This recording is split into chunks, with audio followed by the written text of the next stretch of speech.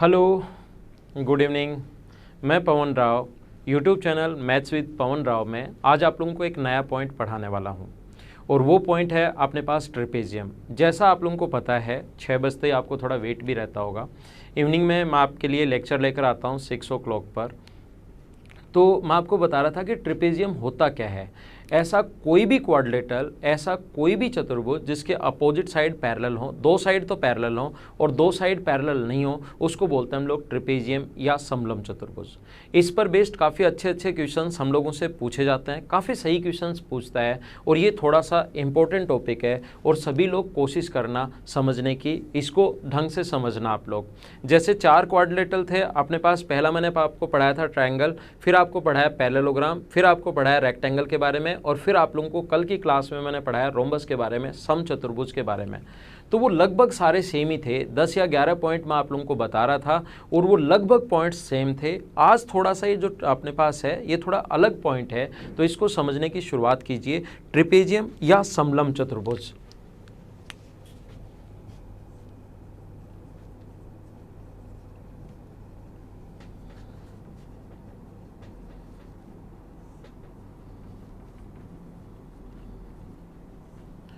Trapezium या समलंब चतुर्भुज होता क्या है? ऐसा कोई भी क्वाड्रिलेटरल, ऐसा कोई भी चतुर्भुज जिसकी दो साइड पैरेलल हो, ए बी सी और डी। ऐसा कोई भी चतुर्भुज जिसकी दो साइड तो पैरेलल हो और दो साइड पैरेलल नहीं हो, इसको बोलते हैं हम लोग ट्रेपेजियम या समलंब चतुर्भुज। अब कभी कभार आपके सामने नाम आएगा आइसोसेलेस ट्रेपेजियम या समद्विबाहु समलंब चतुर्भुज। तो ध्यान रखना, ऐसा कोई भी क्वाड्रिलेटरल जिसकी दो साइड तो पैरेलल हो और बची हुई जो अनपैरेलल साइड्स हैं, दो साइड पैरेलल होंगी और बची हुई जो अनपैरेलल साइड्स हैं वो अपने पास दोनों अगर इक्वल हों तो उसका जो नाम होता है वो होता है आइसोसेलेस ट्रेपेजियम।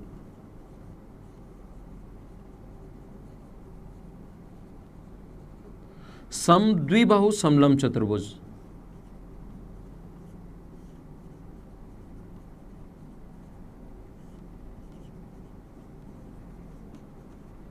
अगर कभी भी अपने पास दो अनपैरेलल साइड्स अगर बराबर हैं तो उसका नाम होता है समद्विबाहु समलंब चतुर्भुज, आइसोसेलेस ट्रेपेजियम। मैं आज की क्लास में आपको आइसोसेलेस ट्रेपेजियम नहीं पढ़ा रहा हूं, मैं आज की क्लास में आपको ट्रेपेजियम पढ़ा रहा हूं जिसकी ये दोनों साइड बराबर नहीं है।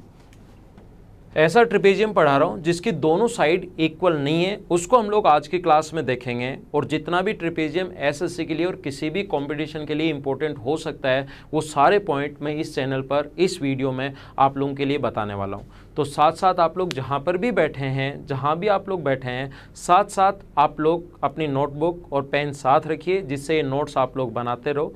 जब भी मैं पूछूं समझ में आया नहीं आया, जहाँ भी आप लोग बैठे हैं हाँ ना ये आपको बोलना है, ताकि आपको थोड़ा सा इंटरेस्ट बढ़ेगा और मुझे भी थोड़ा सा अच्छा लगेगा।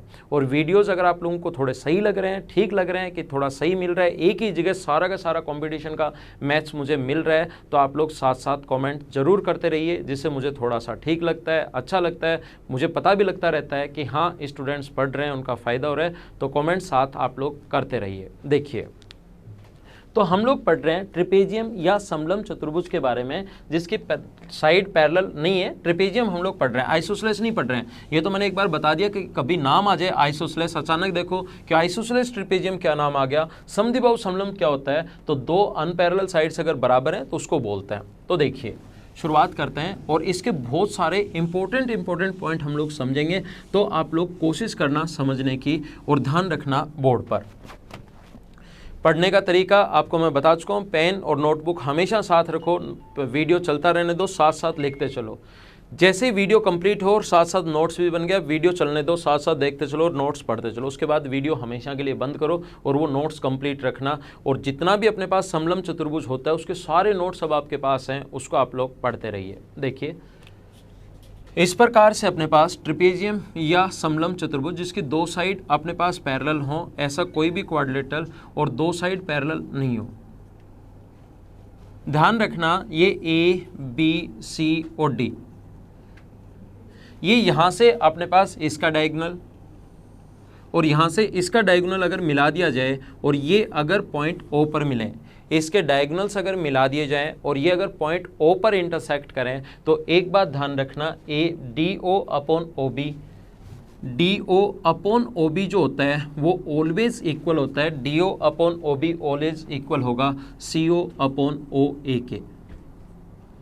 क्यों होगा? कम से कम, आपको ज़्यादा भी नहीं तो कम से कम 7 या 8 बार मैं आप लोगों को बता चुका हूँ कि अगर कभी भी दो लाइन ऐसे पैरेलल हों, दो लाइन अगर पैरेलल हों, इसको इससे मिला दिया जाए और इसको इससे मिला दिया जाए तो दोनों के दोनों ट्रायंगल सिमिलर हो जाते हैं। सिमिलर क्यों हो जाते हैं? ये एंगल इसके बराबर, ये एंगल इसके बराबर, ऑल्टरनेट एंगल, एकांतर कोण, जब भी जेड बन रहा है पैरेलल लाइन से बराबर होते हैं तो ये इसके बराबर, ऐसे ही ये अपने पास इसके बराबर, और वर्टिकली अपोजिट एंगल बराबर होते हैं। दोनों के दोनों ट्रायंगल सिमिलर हो गए, तो सिमिलर होते ही भुजाएं समान अनुपात में।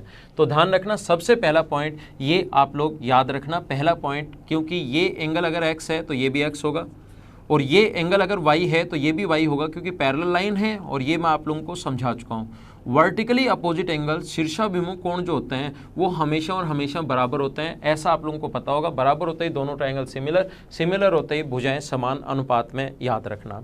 दूसरा जो पॉइंट है ये आप लोग ध्यान रखना, ए ओ डी का जो क्षेत्रफल होता है बी ओ सी के क्षेत्रफल के बराबर होता है। ट्रायंगल ए ओ डी का एरिया बराबर होगा ट्रायंगल बी ओ सी के क्षेत्रफल के। ये दोनों ऑलवेज इक्वल होते हैं। दूसरा पॉइंट याद रखना, क्यों होते हैं मैं समझा, और ये काफ़ी इंपॉर्टेंट है, ये पॉइंट ध्यान रखना, ये काफ़ी इंपॉर्टेंट है कि इन दोनों का क्षेत्रफल, कभी होता तो आसान ही है, अभी मैं समझा दूंगा, समझ में भी आ जाएगा, होता आसान है, लेकिन आप लोगों के अचानक दिमाग में नहीं आता जब आप लोग एग्जाम में बैठे रहते हो। तो याद रखना, ए ओ बी का जो क्षेत्रफल है, ए ओ डी का क्षेत्रफल बी ओ सी के क्षेत्रफल के बराबर क्यों होता है, मैं समझाता हूँ आप लोगों को।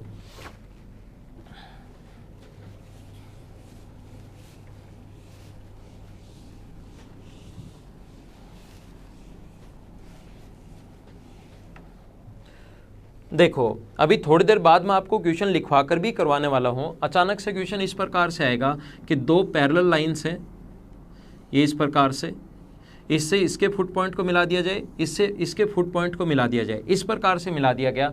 इसका क्षेत्रफल 16 है, इसका क्षेत्रफल 4 है, तो इसका एरिया बताइए। आसान सा क्वेश्चन आप लोगों से पूछ लिया जाता है, और जब तक ये पॉइंट्स आपके कंप्लीट नहीं पढ़े हुए होते, अगर ढंग से आपका नहीं पढ़ा हुआ है तो इस क्वेश्चन को आप लोग नहीं कर पाते। तो मैं आपको एक बार समझाता हूँ, पहले बेसिक थ्योरी समझाता हूँ, फिर इस पर बेस्ड जो क्वेश्चन कैसे बन सकता है वो आप लोगों को समझाने की कोशिश करता हूँ। देखिए,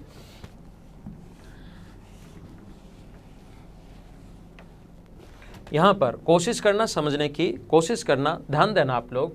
इस प्रकार से मैंने बताया है कि कोई भी अपने पास समलंब चतुर्भुज है, ए बी सी और डी, कोशिश करना सभी लोग समझने की, सभी को समझ में आ जाएगा, कोई बड़ी प्रॉब्लम नहीं है। दो पैरेलल लाइंस के बीच, याद रखना, दो पैरेलल लाइंस के बीच और एक ही आधार पर, दो पैरेलल लाइंस के बीच और एक ही आधार पर कितने भी ट्रायंगल बना लो, उनका एरिया हमेशा बराबर बराबर होता है। दो पैरेलल लाइंस के बीच और एक ही आधार पर कितने भी ट्रायंगल आप लोग बना लीजिए, उनका क्षेत्रफल हमेशा बराबर बराबर होता है। क्यों? क्योंकि पैरेलल लाइंस के बीच डिस्टेंस तो हमेशा सेम होनी है, और बेस मैंने खुद ने सेम बोल दिया। मेरी लैंग्वेज सुनो, दो पैरेलल लाइंस के बीच और एक ही आधार पर, आधार मैंने सेम बोल दिया, पैरेलल लाइंस के बीच हाइट हमेशा सेम होनी है, और एरिया का फॉर्मूला होता है half into base into height. इसके एरिया का जो फॉर्मूला होगा वो होता है half into base into height. तो अपने पास ये जो आ गया है, सभी का बेस सेम मैंने बोल दिया है, हाइट अपने पास सेम होनी है, तो एरिया का formula half into base into height. कोशिश करना समझने की। यहाँ से अगर मैं, मुझे ये बताओ, दो पैरेलल लाइंस, ट्रेपेजियम होता ही वही है, समलंब चतुर्भुज होता ही वही है जिसमें दो साइड पैरेलल हों। अगर मैं एक ट्रायंगल इस प्रकार से बना दूं तो मुझे बताओ ट्रायंगल ए सी बी का क्षेत्रफल और ट्रायंगल बी डी ए का क्षेत्रफल क्या बराबर होगा क्या? दो पैरेलल लाइंस के बीच और एक ही आधार पर, आधार सेम है ए बी, इधर भी आधार सेम है ए बी, दोनों का क्षेत्रफल बराबर होता है। तो ध्यान रखना, ए ओ बी का जो क्षेत्रफल है, ट्रायंगल ए सी बी का क्षेत्रफल बराबर होगा किसके? ट्रायंगल ए डी सी के क्षेत्रफल के। क्यों होगा बताओ?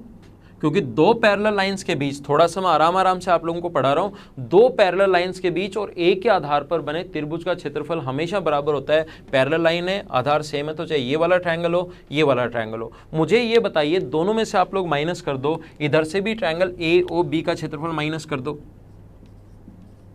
अगर दोनों बराबर हैं तो सेम चीज़ माइनस कर सकते हैं। ट्रायंगल ए ओ बी का क्षेत्रफल जो है वो माइनस कर दो, और इधर से भी ट्रायंगल ए ओ बी का क्षेत्रफल माइनस कर दो। ये कॉमन है बीच में, ए ओ बी इसके साथ भी है और ए ओ बी इसके साथ भी है, माइनस कर दोगे तो माइनस करते ही अपने पास इधर जो बचेगा वो तो बचेगा ट्रायंगल ए ओ डी का क्षेत्रफल। ये जो इधर बचेगा वो बचेगा ट्रायंगल ए ओ डी का क्षेत्रफल, और इधर जो बचेगा अपने पास वो बचेगा ट्रायंगल बी ओ सी का एरिया। और यही पॉइंट मैंने लिखवाया है, ट्रायंगल ए ओ डी का क्षेत्रफल और ट्रायंगल बी ओ सी का क्षेत्रफल ये दोनों हमेशा बराबर होते हैं। एक चीज़ ध्यान रखना, मैं वापस चेक कर लेता हूँ, एक है ए सी बी और दूसरा है ए डी बी कर लेना इसको, है ना। कभी कभार लिखने में, क्योंकि बार बार पढ़ाते रहते हैं तो कई बार लिखने में मिस्टेक हो जाती है। बोलूँगा मैं सही, कभी कभार लिखने में मिस्टेक हो जाती है। इसका मतलब ये नहीं है कि आप लोग वहाँ पर कि सर ये क्या लिख दिया, ये लिख दिया। छोटी मोटी गलतियाँ होती रहती हैं, आप लोगों से भी हो जाती हैं कई बार। बोलूँगा मैं सही, ए डी बी और में से ए ओ बी माइनस कर लिया तो अपने पास बचा ए डी बी। ये ए डी बी में से अगर ए ओ बी माइनस कर लें और इधर अगर हम लोग ए सी बी में से ए ओ बी माइनस कर लें तो इधर तो बचेगा बी ओ सी का क्षेत्रफल, ये बचेगा बी ओ सी, इधर है ना, उल्टा माइनस कर दिया मैंने। और इधर जो बचेगा अपने पास ये बचेगा, जब माइनस करोगे आप लोग ए डी बी में से माइनस करोगे ए ओ बी तो इधर बचेगा ए डी बी का क्षेत्रफल। तो याद रखना बी ओ सी का क्षेत्रफल जो होता है, बी ओ सी का क्षेत्रफल ए बार गलती हो रही है आज तो इस क्लास में। बी ओ सी का जो क्षेत्रफल, इधर से बचेगा बी ओ सी और इधर से बचेगा ए ओ डी। ध्यान रखो, बार गलती पता नहीं क्यों हो रही है। ए ओ डी का क्षेत्रफल, ए ओ डी का क्षेत्रफल, इस वाले भाग का क्षेत्रफल। जब आप लोग ए डी बी में से माइनस कर दोगे ए ओ बी तो सिर्फ बचेगा ए ओ डी, इसका क्षेत्रफल, और इधर बी ओ सी, इनका क्षेत्रफल हमेशा बराबर होता है। ये बात आप लोग ध्यान रखना। तो जो दो पैरेलल लाइंस हम लोग खींचे उनको छोड़कर बचे हुए दोनों का क्षेत्रफल बराबर होता है, ये बात आप लोग ध्यान रखना। दूसरा आप लोग याद रखना, बचे हुए भागों का जो क्षेत्रफल होता है, ये अगर अपने पास 3 है और ये अपने पास 4 है तो ध्यान रखना इनके क्षेत्रफल अगर रेशियो 3:4 है तो इनके एरिया का जो रेशियो होगा वो 9:16 होगा। क्यों होगा? क्योंकि हमें पता है कि अपने पास दो लाइन अगर पैरेलल हों, हमें पता है दो लाइन पैरेलल हो तो दोनों के दोनों ट्रायंगल सिमिलर हो गए, और दो ट्रायंगल सिमिलर हो गए तो एरिया का रेशियो वही होगा, जो भी कुछ दे उसके स्क्वायर के रेशियो के बराबर। तो साइड का रेशियो अगर 3:4 है तो एरिया का जो रेशियो होगा वो अपने पास होगा 9:16। ये अपने पास पॉइंट नंबर 3 था। अब आप लोग देखो,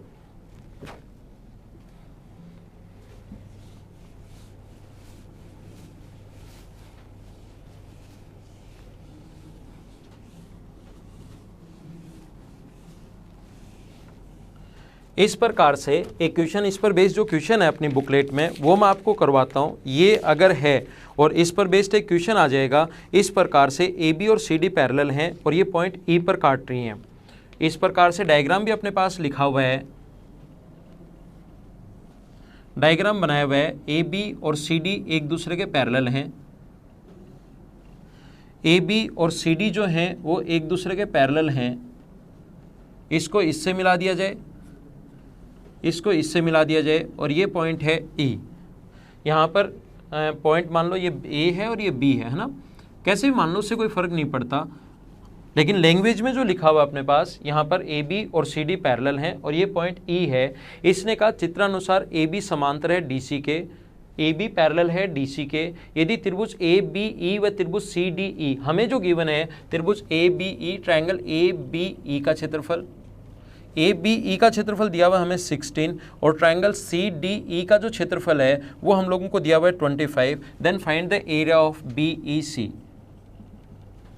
क्वेश्चन मैं आप लोगों के लिए बता देता हूँ, कितने भी क्वेश्चन ऐसे बना सकते हो आप लोग। ध्यान रखो, अभी भी जो पॉइंट पढ़ाया मैंने उस पर बेस्ड एक क्वेश्चन मैं आप लोगों के लिए करवा रहा हूँ। कभी भी इस प्रकार से अगर आ जाए दो पैरेलल लाइंस, कभी भी इसको इससे मिला दो, मान लो एक बार मिला दूँ, तो ध्यान रखना आप लोग, याद रखना जो दो लाइन अपने पास इस प्रकार से,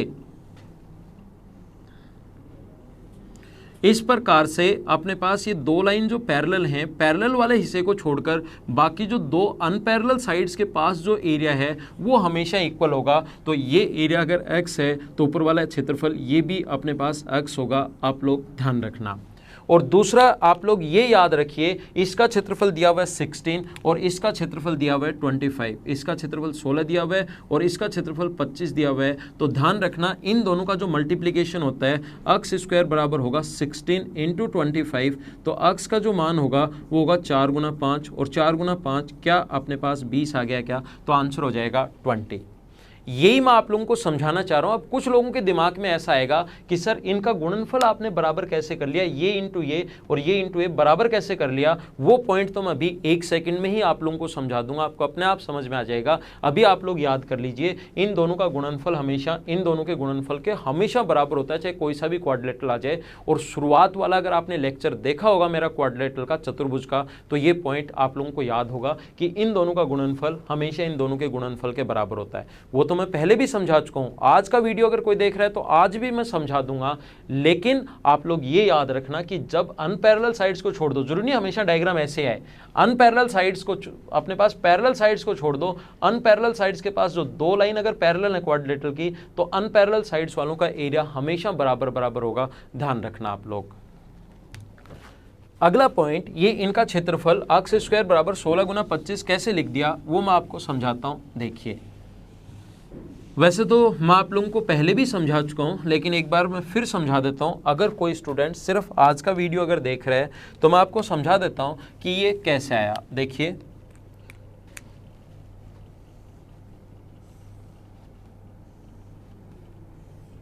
ये है ए बी सी और डी। अगर यहाँ से इसको यहाँ से यहाँ पर मिला दिया जाए और इसको यहाँ से यहाँ पर मिला दिया जाए तो ये अपने पास पॉइंट है ओ, ये अपने पास पॉइंट ओ है। क्योंकि क्वाड्रिलेटरल में आपको एक चीज़ ध्यान रखना, चतुर्भुज में आप लोगों को पहले पढ़ा चुका हूँ, ये वाला पॉइंट पहले पढ़ा चुका हूँ, तो आज की क्लास में मैं लास्ट में करवाऊंगा इसको। इस दोनों का क्षेत्रफल ये अपने पास A1 है, ये A2 है, ये A3 है और ये अगर A4 है और A4 और A2 तो बराबर होगा, ध्यान रखना। तो A1 इंटू A3 बराबर होता है A2 इंटू A4 के बराबर क्यों होता है वो आज की क्लास में मैं लास्ट में समझाऊंगा। अगर किसी ने क्वाड्रिलेटरल वाला मेरा वीडियो देखा है तो उसको समझ में आ गया होगा, नहीं देखा तो आज लास्ट में देख लेना, और जिसने देख लिया है तो लास्ट में फिर इसको सबसे लास्ट में समझाऊंगा। इसको देख के फिर आप लोग पहले ही उसको वीडियो को कैंसिल कर देना। तो लास्ट में समझाता हूँ, उससे पहले कुछ और पॉइंट मैं आपको बताता हूँ। ये A1 इंटू A3 बराबर A2 इंटू A4 कैसे आया ये मैं आपको लास्ट में बताऊंगा वीडियो के। जिसने देख लिया है वो आप लोग इस वीडियो को उसके बाद मत देखना, टाइम वेस्ट मत करना, और जिसने नहीं देखा है वो समझ लेना। देखो, अगला पॉइंट देखना आप लोग, ये आप लोग ध्यान रखना, कोई भी अपने पास A B C और D, ये A है, ये B है और ये C है और ये अपने पास D है, A B C और D। कोई भी ट्रिपेजियम है, कोई भी समलंब चतुर्भुज जिसकी दो साइड तो पैरेलल हो और दो साइड पैरेलल नहीं हो, ध्यान रखना इसके मिड पॉइंट्स को मिलाने वाली लाइन, अनपैरेलल साइड्स के मिड पॉइंट को मिलाने वाली लाइन E और F। अनपैरेलल साइड्स के मिड पॉइंट को मिलाने वाली जो लाइन की लेंथ होती है EF जो होता है वो हमेशा पैरेलल साइड्स के सम का आधा होता है, AB प्लस CD के आधा होगा, पहला पॉइंट। और दूसरा पॉइंट यहाँ पर ये भी आप लोग याद रखना कि अगर कभी भी दो साइड अपने पास ट्रिपेजियम जो है उसके दो साइड तो पैरेलल होंगी और दो साइड अनपैरेलल होंगी। एक चीज़ ध्यान रखना, अपने पास इसके जो डायगोनल्स के मिड पॉइंट्स हैं, ये इसका मिड पॉइंट अपने पास E है और इसका मिड पॉइंट F है। याद रखना ये जो E और F है ये इसका मिड पॉइंट नहीं है, AO का मिड पॉइंट नहीं है, ये डायगोनल का मिड पॉइंट है, AC का मिड पॉइंट है। तो इस लाइन की जो लेंथ होगी, डायगोनल के मिड पॉइंट को मिलाने वाली लाइन की लेंथ EF जो होगा वो दोनों पैरेलल साइड्स के डिफरेंस की आधी होती है। पैरेलल साइड्स के मिड पॉइंट को मिलाने वाली लाइन की लेंथ दोनों जो अपने पास ये हैं उनके सम की, दोनों पैरेलल साइड्स के सम की आधी होगी। और डायगोनल्स के मिड पॉइंट को मिलाने वाली लाइन की जो लेंथ होती है वो दोनों पैरेलल साइड्स के डिफरेंस की आधी होती है। दोनों पर बेस्ड क्वेश्चन आ सकते हैं और मेरा पढ़ाने का तरीका ये आपको पता है कि हमेशा और हमेशा जब मैं आप लोगों को पढ़ाता हूँ तो मैं आपको बताता हूँ क्यों, जिससे क्यों बताता हूं। जैसे मैं ये बता के निकल गया और सूखा आप लोगों से नहीं रटा जाएगा, सूखी चीजें नहीं रटी जाती। मैं आप लोगों को जब भी पढ़ाता हूं हमेशा क्यों बताता हूं, इस पर जैसे ही 2 या 3 मिनट दूंगा ना और लगातार इस वीडियो के साथ रहोगे तो 3 या 4 मिनट ये दिमाग में रहेगा आपके कि पैरेलल साइड्स के सम का आधा होता है, ये याद रहेगा, पैरेलल साइड्स के डिफरेंस का आधा होता है। और 3 या 4 मिनट कोई चीज़ अगर दिमाग में रहेगी तो वो आपके हमेशा के लिए याद हो जाती है। इसीलिए मैं हर पॉइंट का क्यों बताता हूँ ताकि आपको थोड़ा सही, और आप लोग क्वेश्चन का अगर घुमाकर भी भी क्वेश्चन आए या उससे रिलेटेड और क्वेश्चन बने या उस पर अगर और अप्रोच आए तो भी आप लोग कर पाओ। तो कोशिश करता हूँ पहले वाला पॉइंट समझाता हूँ और फिर बाद वाला पॉइंट आपको समझाता हूँ। देखिए, और फिर कैसे क्वेश्चन बन सकता है इस पर वो भी मैं समझाता हूँ। अच्छा पॉइंट, ट्रेपेजियम आप लोग कंप्लीट पढ़ना। यहाँ से इस वीडियो से ट्रेपेजियम जो है उसको आप लोग कंप्लीट पढ़ना, ताकि आपके दिमाग में ये नहीं रहे। कई बार तो ऐसे लगता है कि आप लोगों को कि कितनी थ्योरी बच गई, पता नहीं कंप्लीट हुई है या नहीं हुई है। इसी चीज़ के लिए मैंने एक यूट्यूब चैनल की शुरुआत की है। जो भी लेसन मैं आपको पढ़ाऊंगा वो मैं आपको कंप्लीट पढ़ाने वाला हूँ। उसका कोई भी पॉइंट ऐसा नहीं बचेगा जो मैं आप लोगों को नहीं बताऊँ इस चैनल पर। ऐसे नहीं होगा कि आधी चीज़ें मैंने रख ली, आधी चीज़ें आपको डिलीवर कर दी। सारे के सारे पॉइंट्स आपको बताने वाला हूँ, बस आप इस वीडियो को कंप्लीट देखना हमेशा। और साथ साथ नोट्स मैं हमेशा जोड़ देता हूँ, नोट्स आप लोग बनाते चलना। इसका मिड पॉइंट ई है और इसका मिड पॉइंट एफ है, तो यहाँ पर समझिए। और इस पर बेस्ड और कैसे क्वेश्चंस बन सकते हैं वो भी मैं आपको समझाता हूँ। मिड पॉइंट को मिलाने वाली लाइन,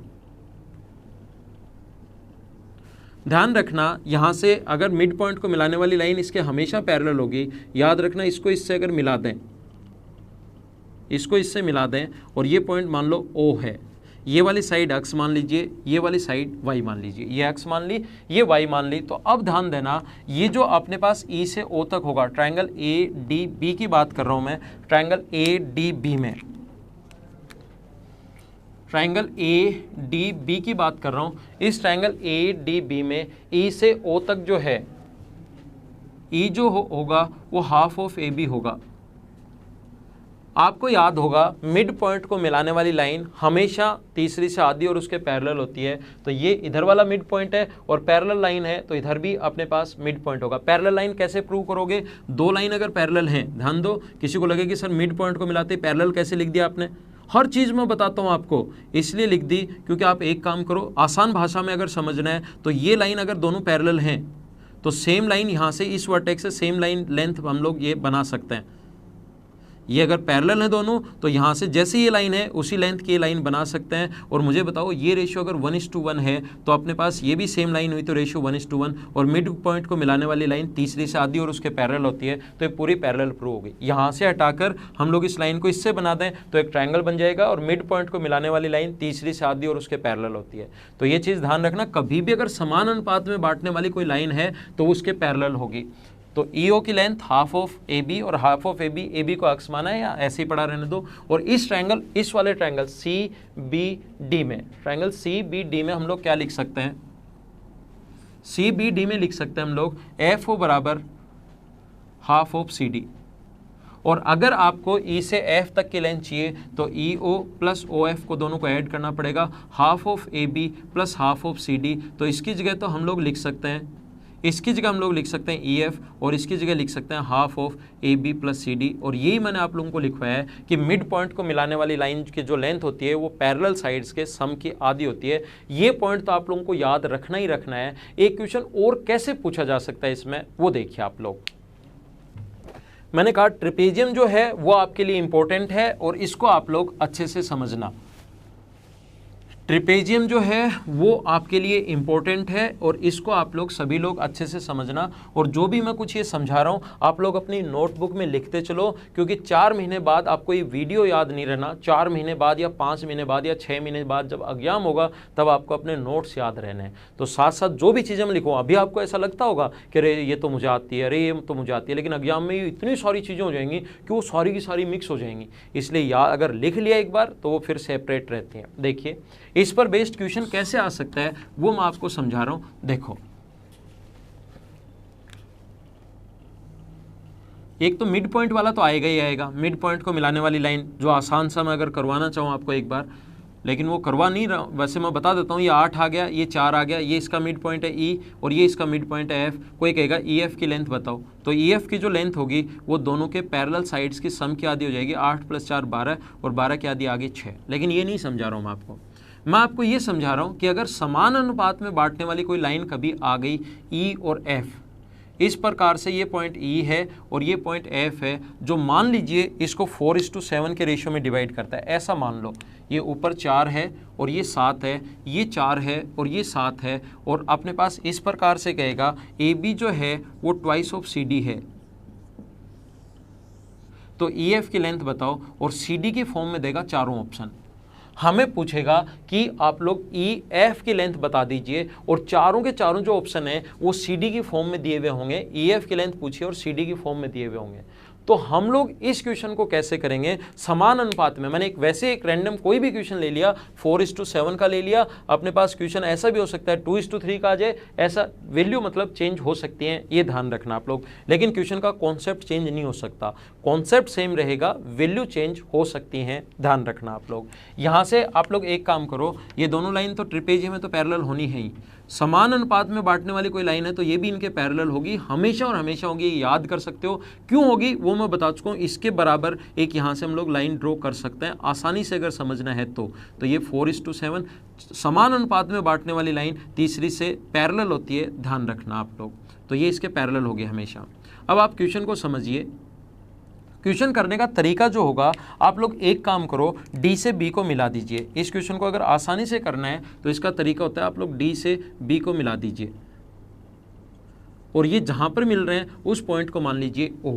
तो मुझे बताइए ये लाइन अगर इसके पैरेलल है तो हम लोग ट्रायंगल डी ए बी में क्या ऐसा लिख सकते हैं क्या, ट्रायंगल डी ए बी में आप लोगों को याद होगा पैरेलल लाइन अगर कभी भी है, मिड अपने पास पैरेलल लाइन होते ही दोनों के दोनों, ऐसा याद होगा आपको, एक तो ऐसे मिला दें पैरेलल लाइन से तो भी दोनों के दोनों ट्रायंगल सिमिलर हो जाते हैं, और एक ऐसे पैरेलल लाइन बना दी जाए तो भी दोनों के दोनों ट्रायंगल सिमिलर हो जाते हैं, ऐसा आप लोगों को पता होगा। तो देखिए ध्यान दो, डी ए बी में दोनों के दोनों ट्रायंगल सिमिलर हो गए तो हम लोग लिख सकते हैं छोटे वाले की साइड 4 अपॉन बड़े वाले की साइड 11। 4/7 मत लिख देना, छोटे वाले की साइड अपॉन बड़े वाले की साइड, छोटे वाले की साइड ई ओ अपॉन बड़े वाले की साइड ए बी, और ई ओ बराबर हम लोग लिख सकते हैं 4/11 ए बी। ऐसे ही इधर वाले ट्रायंगल की बात की, बी की मैंने बात की, इधर वाले ट्रायंगल डी बी सी की बात करूं, उल्टा ट्रायंगल जो है डी बी सी की बात करूं तो लाइन पैरेलल है, पैरेलल होते ही दोनों के दोनों ट्रायंगल सिमिलर। तो छोटे वाले की साइड यहां पर 7 है अपॉन बड़े वाले की साइड होगी 11। छोटे वाले की side E F O F है अपॉन बड़े वाले की साइड होगी सी डी। तो ओ एफ बराबर हम लोग लिख सकते हैं 7/11 सी डी। छोटे वाले की साइड अपॉन बड़े वाले की साइड, छोटे वाले की साइड अपॉन बड़े वाले की साइड। हमें तो ई एफ पूछा है तो ई एफ का जो ई ओ और ओ एफ को अगर ऐड कर दें हम लोग तो ई एफ आ जाएगा। इधर ऐड किया तो इधर आप लोग ए बी की जगह twice of C D question में गिवन है, ये दिया हुआ है ए बी बराबर थ्राइस ऑफ सी डी, या ऐसे हमें दिया हुआ मिलेगा तो ए बी की जगह ट्वाइस ऑफ सी डी अगर रखोगे तो ये आ जाएगा 8 सी डी अपॉन 11, और ये 7/11 सी डी तो है ही। तो अपना जो आंसर आ जाएगा इन दोनों को हम लोग लिख सकते हैं, ई एफ लिख सकते हैं बराबर 15/11 सी डी, ये अपना आंसर है। इसी प्रकार से हम लोगों को ऑप्शन मिल जाएगा। तो ये इस फॉर्म में भी पूछ सकता है या ये इस फॉर्म में भी पूछ सकता है, ध्यान रखना। ए बी की फॉर्म में भी पूछा जा सकता है, ए बी की फॉर्म में पूछे तो सी डी की जगह ए बी बाई 2 रख दो तो फिर अपना आंसर आ जाएगा 15/22 ए बी, तो वो अपना आंसर होगा। तो ऐसे क्वेश्चन हम लोगों से पूछ सकता है, ये याद रखना। पहला पॉइंट, अगर इसके कभी भी समान अनुपात में बांटने वाली लाइन हो तो उस क्वेश्चन को हम लोग कैसे सोल्व करते हैं वो मैंने समझाया। और ये अगर मिड पॉइंट कभी हो तो उसके लिए याद कर लो कि पैरेलल साइड्स के सम का आधा होता है। अब डायगोनल्स के मिड पॉइंट को हम लोग मिलाते हैं, कैसे देखिए।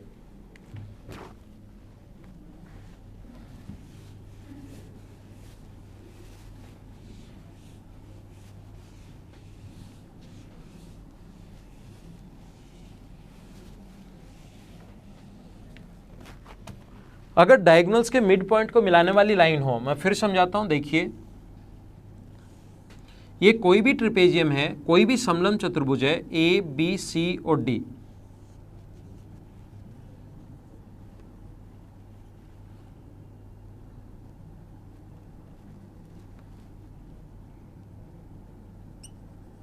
ये पॉइंट ओ पर मिलते हैं, ये अपने पास ए बी सी और डी इस पॉइंट ओ पर ये इंटरसेक्ट कर रहे हैं। इसका मिड पॉइंट है मान लीजिए ई और इसका मिड पॉइंट है मान लीजिए एफ। हमें प्रूव करना है कि जो ई एफ होगा उसका जो लाइन की लेंथ होगी वो दोनों के डिफरेंस की आधी होती है। ई एफ बराबर होता है अपने पास half of A B minus C D. कैसे, मैं समझाता हूँ, एकदम आसान है, एकदम आसान। ये यहाँ से इसको मिला दो, मिड पॉइंट से इसके पैरेलल, मिड पॉइंट को मिलाने वाली लाइन इस ट्रायंगल की मैं बात करूँ ए और बी की तो पैरेलल होगी, और मिड पॉइंट से पैरेलल लाइन अगर खींच दी जाए कभी भी, ये इसका मिड पॉइंट है, ये पैरेलल लाइन खींच दी जाए तो इसके भी मिड पॉइंट पर मिलता है, और ये पॉइंट मान लो के पर मिल रहा है। तो इस ट्रायंगल की अगर मैं बात करूं ए डी बी की बात करूं मैं, ट्रायंगल ए डी बी में ध्यान देना सभी लोग, ट्रायंगल ए डी बी की बात अगर की जाए, ट्रायंगल ए डी बी की अगर बात की जाए, ए डी बी की, तो याद रखना मिड पॉइंट को मिलाने वाली जो लाइन होती है के एफ जो होगी उसकी जो लेंथ होगी वो दो अपने पास हाफ ऑफ ए बी होगी। पहले मैं बात कर रहा हूं, देखो कॉन्सेप्ट समझना, मुझे पता है कि आपको समझ में आ गया, फिर भी बहुत सारी चीजें आपके समझ में नहीं आई, ये मुझे पता है, आपको लग रहा है कि समझ में आ गया। सबसे पहले मैं आपसे पूछना चाह रहा हूं, हर चीज मैं आपको समझाऊंगा कि मिड पॉइंट क्यों हुआ। ए ओ बी ट्रायंगल की बात करूं, अपने पास बड़े वाले का लिए मिड पॉइंट है, ये भी मिड पॉइंट है, तो रेशियो सेम होगा हमेशा, सिमिलरिटी से रेशियो सेम होते ये हो गई इसके पैरेलल, सिमिलरिटी हम लोग लगाएंगे तो इनका रेशियो सेम है, तो बचे हुए का भी रेशियो सेम होगा, तो दोनों पैरेलल। ये अपने पास इस ट्रायंगल की बात करूं तो मिड पॉइंट से इधर अगर पैरेलल लाइन खींची जाए, इसके पैरेलल लाइन अगर खींचे तो इसके भी मिड पॉइंट पर जाकर मिलेगी, और मिड पॉइंट को मिलाने वाली लाइन की जो लेंथ होती है, ट्रायंगल ए डी बी की मैं बात करूं, ए डी बी में इस ट्रायंगल में, तो मिड पॉइंट को मिलाने वाली लाइन तीसरी से आधी होगी और उसके पैरेलल तो होती है। अब मुझे बताइए ऊपर वाले ट्रायंगल की अगर मैं बात कर दूं, इस इधर वाले को छोड़ दो, ए सी डी की अगर मैं बात करूं, ट्रायंगल ए सी डी की, ट्रायंगल ए सी डी की अगर मैं बात करूं तो अपने पास मिड पॉइंट और मिड पॉइंट, इधर वाले ट्रायंगल को आप भूल जाओ, मिड पॉइंट को मिलाने वाली लाइन जो अपने पास के ई जो होगी वो अपने पास होगी हाफ ऑफ सी डी। और अगर हमें ई एफ की लेंथ चाहिए तो आप लोग एक काम करो, के एफ में से के ई माइनस कर दो, के एफ में से के ई माइनस कर दो, के एफ में से के ई माइनस कर दो, तो half A B minus C D, और इसकी जगह हम लोग लिख सकते हैं ई एफ लिख सकते हैं, और यही हमें प्रूव करना था, A B minus C D, ये अपना आंसर है।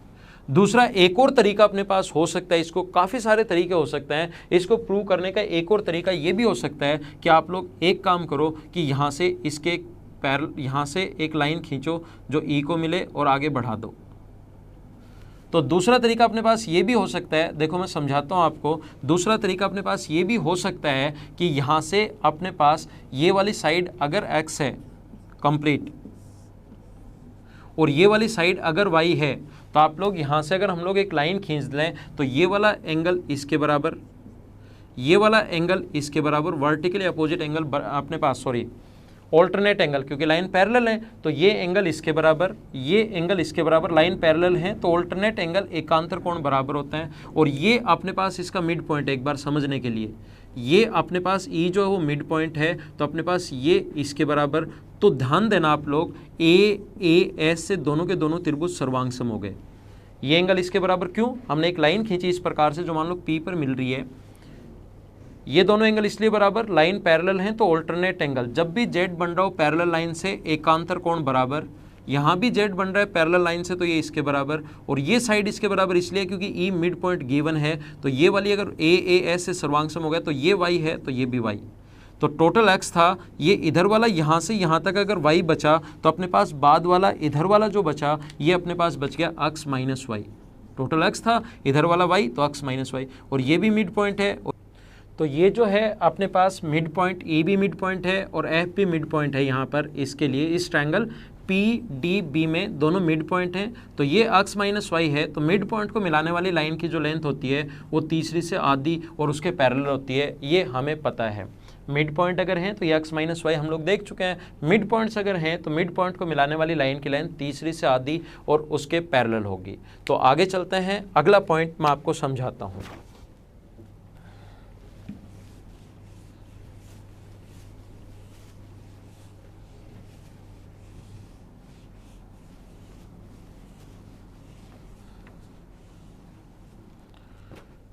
एक क्वेश्चन करवाता हूँ मैं आप लोगों के लिए, और एक छोटा सा पॉइंट आप लोग ध्यान रखना, ये इसके जस्ट बाद मैं आपके लिए सर्किल की शुरुआत करूँगा। क्वाड्रिलेटरल जैसे ही कंप्लीट होंगे, और क्वाड्रिलेटरल का जो साइक्लिक क्वाड्रिलेटरल और एक अपने पास चक्रीय जो चतुर्भुज है साइक्लिक क्वाड्रिलेटरल, और बाहर की तरफ अगर कोई क्वाड्रिलेटरल है उसको मैं सर्किल में ही पढ़ाता हूँ। तो दो क्वाड्रिलेटरल जो बचे उनको मैं सर्किल में ही पढ़ाऊंगा आप लोगों को, तो अभी घबराना नहीं कि सर वो दो साइक्लिक बच गया ये बच गया, घबराना नहीं, सारा सब कुछ मैं पढ़ाने वाला हूँ आपको, तो ध्यान दीजिए आप लोग।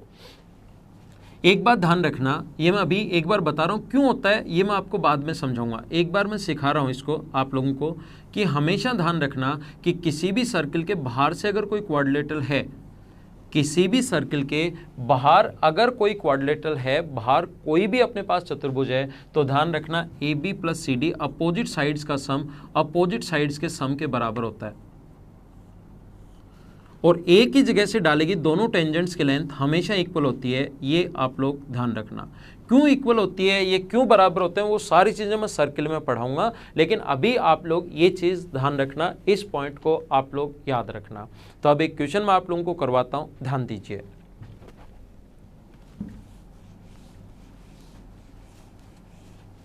ये दोनों चीज़ें याद रखना ताकि क्वेश्चन आपको आसानी से समझ में आए। ट्रिपेजियम का और बाहर अंदर की तरफ सर्किल खींचा उसका मिक्स करके क्वेश्चन है, तो मैं आप लोगों को समझाता हूँ। यहाँ पर लिखा हुआ है ABCD is a trapezium and inner circle touch its all sides, radius of circle is equals to 2 centimetre and AB equals to 3 centimetre. मैं क्वेश्चन लिख नहीं रहा हूँ, मैं आपके लिए क्वेश्चन बोल दूंगा आप लोग, और बाद में लिखे हुए मिल ही जाएंगे आपको, तो ज़्यादा टाइम लगाने के बजाय मैं आपका डायग्राम इसके लिए बनाता हूँ। इस प्रकार से इसने कहा है कि एक अपने पास ट्रिपेजियम है जिसके अंदर की तरफ एक सर्किल जो इसकी तीनों साइड्स को टच कर रहा है इस प्रकार से, और इसका नाम दिया है इसने A, B, C और D। ये कौन राइट एंगल दिया हुआ है और ये ट्रिपेजियम है, ये दोनों साइड अपने पास पैरेलल दी हुई है। इसकी रेडियस हम लोगों को दी हुई है 2, इसकी रेडियस दी हुई है 2 सेंटीमीटर, रेडियस 2 सेंटीमीटर दिया हुआ है, और A B parallel C D और B C D angle B C D equals to 90, एक तो ये दिया हुआ है क्वेश्चन में B C D equals to 90 degree, और साथ ही ये दिया हुआ है कि A B equals to 3 centimetre, और ये भी दिया हुआ है कि अपने पास रेडियस इक्वल्स टू 2 सेंटीमीटर, और ये भी दिया हुआ है ए बी पैरेलल है सी डी के, पैरेलल है सी डी के, जो गिवन है वो चीज़ें मैं लिख रहा हूँ। Then find the area of trapezium A B C और डी। क्वेश्चन पढ़ देता हूँ। ए बी सी डी एक समलंब चतुर्भुज है जिसके अंतर्वर्त इसकी चारों भुजाओं को स्पर्श कर रहा है। वृत्त की त्रिज्या अगर 2 सेंटीमीटर है, समलंब चतुर्भुज की एक भुजा ए बी 2 है, एंगल बी सी डी अपने पास समकोण है, ए बी पैरेलल है सी डी के, तो समलंब चतुर्भुज का क्षेत्रफल बताइए। अब देखो, जब भी मैं आपको कोई भी क्वेश्चन दूं, मैंने हमेशा कहा आप लोग वीडियो पॉज करके उसको करने की कोशिश क्या करो। ये अपने पास ए से बी तक इस क्वेश्चन में दिया हुआ है 3 सेंटीमीटर ए बी, रेडियस दी हुई है 2 सेंटीमीटर, ये कोण 90 डिग्री, और ये दोनों पैरेलल हैं तो ये 90 होगा, तो ये भी 90 होगा। क्यों? क्योंकि अंतः कोणों का योग हमेशा 180 डिग्री होता है, इंटीरियर एंगल का सम ऑलवेज 180 डिग्री होता है, तो ये 90 हो गया, तो ये भी अपने पास 90। और ध्यान देना है दोनों लाइन अगर पैरेलल हैं, इसको इससे मिला दिया जाए तो ये अपने पास रेडियस होगी, यहाँ से यहाँ तक 2 है तो ये भी 2 सेंटीमीटर। रेडियस व टेंजेंट के बीच बना कोण 90 डिग्री, क्यों? स्पर्श रेखा व त्रिज्या के बीच बना कोण हमेशा समकोण क्यों होता है? सर्किल में मैं पढ़ाऊंगा। नेक्स्ट पॉइंट सर्किल ही पढ़ाने वाला हूं, इसके बाद उसमें मैं बता दूंगा। तो ये 2 और 2 4 और 90 डिग्री तो रेक्टेंगल बन गया, तो ये भी अपने पास होगा 4 सेंटीमीटर। आप लोग यहाँ से यहाँ तक ये अगर 2 है तो ये भी अपने पास 2 सेंटीमीटर होगा रेडियस, और ये अगर 2 है तो ये भी कितना होना है? 2 सेंटीमीटर। अब यहाँ से ये 3 था और अपने पास यहाँ से देखिए इसको मिला दें, अलग कलर में दिखाता हूं जिससे आपको थोड़ा समझ में आए। यहां से यहां तक 3 था तो हम लोग इस पर अगर एल्टीट्यूड डाल दें, यहां से परपेंडिकुलर अगर डाल दें ये 90 डिग्री, तो ये अगर 3 है तो यहां से यहां तक ये भी 3 होगा। और आप लोग ध्यान देना, ये अगर 2 है तो ये 2 सेंटीमीटर होगा, तो ये टोटल 3 था, ये 2 है तो ये होगा 1 सेंटीमीटर। और ये आपको पता है एक ही जगह से डालेगी, दोनों टेंजेंट्स की लेंथ बराबर होती है, ये 1 सेंटीमीटर है तो ये भी अपने पास 1 सेंटीमीटर होगा। इसको यहाँ से यहाँ तक को अगर मैं अक्ष सेंटीमीटर मान लूँ, यहाँ से यहाँ तक अगर इस टेंजेंट को अक्ष मान लूँ तो ये टेंजेंट भी अक्ष होगी। ये टोटल अपने पास 3 है, ये 2 है, ये 1 सेंटीमीटर बचा, तो ये इधर वाला बचेगा अक्ष माइनस 1 सेंटीमीटर, क्योंकि टोटल अपने पास कितना है? टोटल कितना है? 3। यहाँ से यहाँ तक 3 है, ये अक्ष अपने पास ये 2 है, टोटल 3, यहाँ से यहाँ तक 3, ये 2 क्योंकि रेडियस 2 है तो इधर बचा 1। ये टोटल अक्ष था क्योंकि एक ही जगह से डालेगी, दोनों टेंजेंट्स की लेंथ बराबर, इधर 1 है तो अक्ष -1, और ये रेड वाला ये 4 है, ये 2 और 2 ये 4। तो हम लोग इस ट्रायंगल में लिख सकते हैं अक्ष प्लस 90 डिग्री के सामने कर्ण, लिख सकते हैं अक्ष प्लस 1 का स्क्वायर बराबर अक्ष -1 का स्क्वायर प्लस 4 का स्क्वायर। इसका स्क्वायर प्लस इसका स्क्वायर बराबर हाइपोटेनस का स्क्वायर। पाइथागोरस थ्योरम आप लोग सभी लोग जानते होंगे। तो यहाँ से इसको लिख सकते हैं x square plus 1 plus 2x बराबर x square plus 1 minus 2x plus 16। X square plus 1 से एक्स स्क्वायर प्लस 1 कट गया, ये इधर आएगा तो 4x इक्वल्स टू अगर 16 बचा तो x की वैल्यू होगी 4। ध्यान देना, x की वैल्यू अगर 4 हो गई अपने पास, हमें इसका मान निकालना है क्योंकि इसके एरिया का फॉर्मूला होता है 1/2 सम ऑफ पैरेलल साइड्स। क्षेत्रफल कहाँ से कैसे आया वो मैं आपको समझाऊंगा मेंसुरेशन में, अभी याद कर लो या याद होगा। आप लोग एसएससी की तैयारी कर रहे हो, नहीं याद तो सुन लो। 1/2 समांतर भुजाओं का योग इनटू उनके मध्य की दूरी 1/2 sum of parallel sides into distance between them. तो समांतर भुजाएं निकालनी है तो x माइनस 1 की जो वैल्यू आ गई वो आ गई 3, क्योंकि x की वैल्यू 4 है तो ये 1 माइनस करोगे तो 3। यहाँ तक अपने पास पहले से ही ये यहाँ से यहाँ तक ये 3 है तो ये 3 है ना पहले से ही, ये अपने पास 3 है यहाँ से यहाँ तक, ये 3 और ये 3 तो ये हो गया 6, ये हो गया 3 और बीच में डिस्टेंस है 4 की। तो 1/2 sum of parallel side 6 plus 3। Parallel sides का जो सम होगा वो अपने पास 3 तो ये रहा और 3 ही अपने पास आगे की तरफ, तो total 6 plus 3 into distance between them, distance 4 है तो 2 से कट गया 2 बार और अपने पास 9 गुना 2 आंसर आ जाएगा 18 सेंटीमीटर स्क्वायर। ये अपना आंसर है और ये ऑप्शन में भी है। बहुत अच्छा क्वेश्चन है, एकदम सही क्वेश्चन है। आप लोग अगर इसको देखने से पहले अगर सोल्व करते तो आपको खुद को पता लगेगा कि हाँ एक स्टैंडर्ड का क्वेश्चन है। वीडियो को वापस देखिए, समझने की कोशिश कीजिए, कंप्लीट मैंने समझाया आपको और इसको एक बार वापस से देखना और करने की कोशिश करना। मैं वापस से नहीं समझा रहा हूँ, अभी खुद ही देख लेना वापस से, है ना।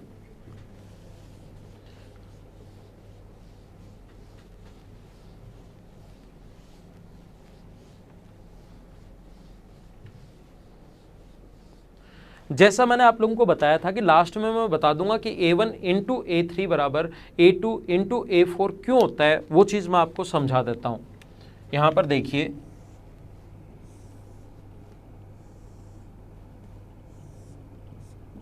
ये A है, B है, C है और D है। इसको इससे मिला दिया जाए और इसको इससे मिला दिया जाए तो ये वाला कोण अगर थीटा होगा तो ये वाला कोण होगा 180 माइनस थीटा। तो ये कोण थीटा होगा तो ये भी होगा 180 माइनस थीटा, क्योंकि वर्टिकली अपोजिट एंगल बराबर होता है। ये वाली साइड आप लोग मान लो A है, ये वाली साइड मान लीजिए आप लोग A है, ये यहाँ से यहाँ तक ये वाली साइड A है, ये वाली साइड मान लो B है, ये मान लीजिए C है और ये मान लो D है।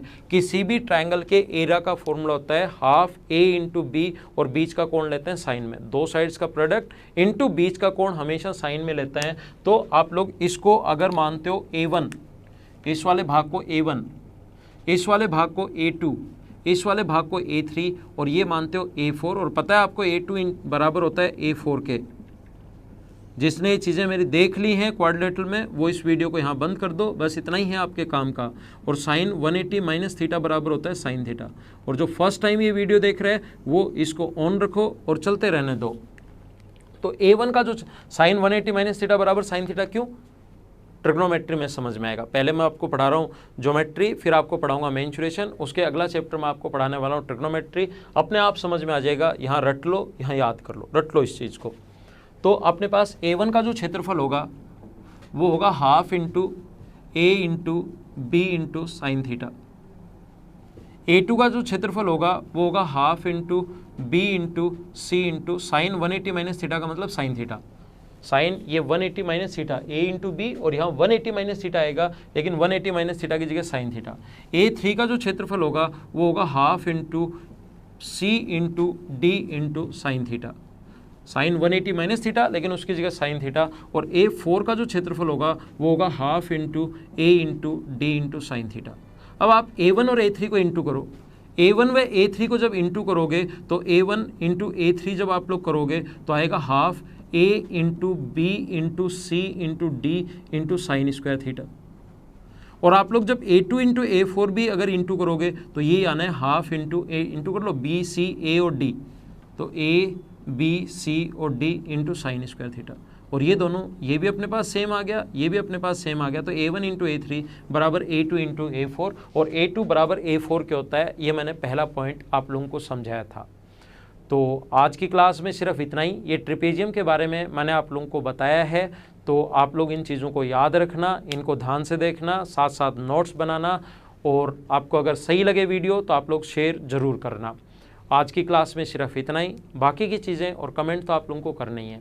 बाकी की चीज़ें हम लोग अपनी अगली क्लास में कल शाम को 6 बजे मिलते हैं। तब तक के लिए bye bye, take care, see you in the next lesson.